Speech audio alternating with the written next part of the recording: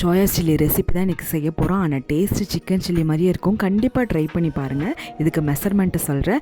1 cup மைதா மாவு, 3/4 cup cornflour மாவு, 1 spoon மிளகாத்தூள், இஞ்சி பூண்டு பேஸ்ட்டு 1 ஸ்பூன், தயிர் 2 ஸ்பூன் ஆட் பண்ணியிருக்கேன். இதுக்கு தேவையான அளவு உப்பு, லெமன் கொஞ்சம் ஆட் பண்ணிட்டு கரம் மசாலா தூள் கொஞ்சம் ஆட் பண்ணி நல்லா மிக்ஸ் பண்ணிக்கோங்க.